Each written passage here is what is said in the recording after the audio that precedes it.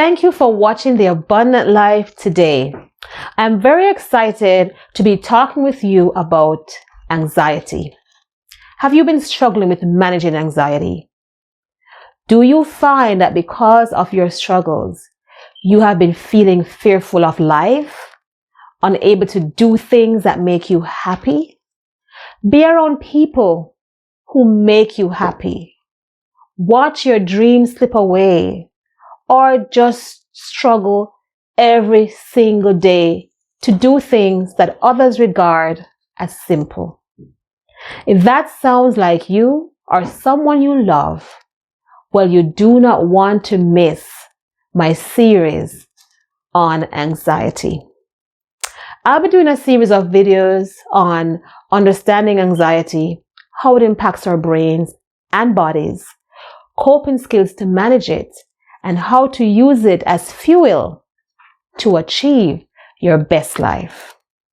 Remember to subscribe, click the bell to be notified of new videos.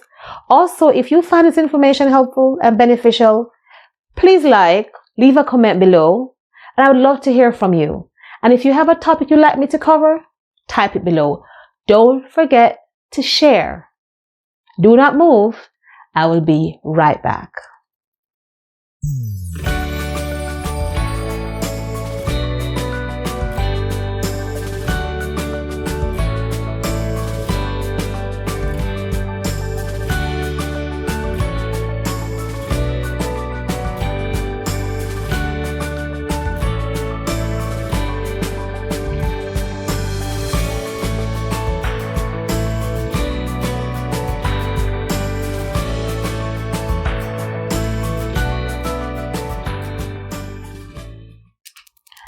Anxiety impacts people all over the world, regardless of age, race, or geographical location. The truth is, feeling anxious is normal. Yes, you heard me right. It's normal. Every single person feels anxious. If you're human and breathing, you will experience anxiety. However, anxiety becomes a problem when it starts to impact your quality of life and functioning. People who struggle with it describe it as being very crippling and disabling. In my years of counseling, I have seen firsthand how anxiety can truly prevent someone from enjoying life. So what is anxiety? Anxiety is a good thing. Yes, you heard me right. We would not be able to avoid danger, failure, or push ourselves to be our best without feeling anxious. The difficulty is anxiety makes us feel uncomfortable, and it causes changes in our minds and body that can stop us in our tracks. I struggled with anxiety related to public speaking when I was younger. I loved talking and sharing, and I always had a vision of myself speaking to people to encourage them. I still remember when I was first asked to speak publicly, I said yes. I felt so ready. I was initially excited and happy, but then came anxiety. I started thinking, what if I made a mistake? What if people don't like it? The questions came flooding, and the devastating scenarios started playing out, such as people getting up and walking out. I avoided preparing, and yes, I avoided the speaking engagement. I told them I could not do it. I backed out. I ran. I took flight.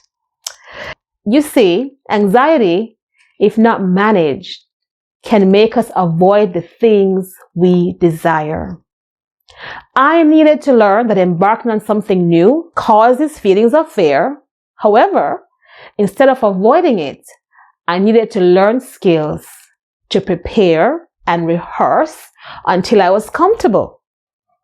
Since then, I started learning to use my anxiety as fuel, to lean into it instead of running away from it. Here I am today talking with you and being vulnerable. not running away. Do I get anxious? Yes, I do. But I eventually started the journey of learning it, and I learned to take control. If you're struggling and watching this today, please know that there is hope. A very important lesson I want to share with you is that anxiety is your friend, not your enemy. It helps you to detect danger or impending failure. In the same way, a smoke detector alarms when there is smoke. Think about it. What happens when you have a major test or public speaking engagement or an interview, meeting someone new or approaching someone you like, or when the phone rings and the debt collectors, you know they're on the other line, or your child driving for the first time, or maybe a bully is waiting for you around the corner. You feel anxious because you are afraid of either failure, losing something, or harm. Have you ever been in bed and started feeling anxious because you wondered if you locked the door, and when you checked the door, it was unlocked? That fear of being unsafe pushed you to confirm your safety and could have possibly saved your life. So, we can establish that anxiety is caused by fear. Fear, real or imagined? Our body is created with an internal mechanism to respond to fear as a means to keep us safe. Isn't that amazing? We have an internal fear detector. Some fears are real and some fears are imagined. Let us look at an example of a real fear. You are at your home and your smoke detector goes off. That means there could be fire. You run to check. You see fire blazing in your kitchen.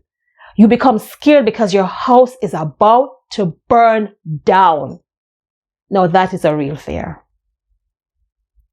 Let's look at an imagined fear with the same scenario. You're in your home and the smoke detector goes off. You run to look if there's a fire. You look everywhere and there is no smoke. There is no fire.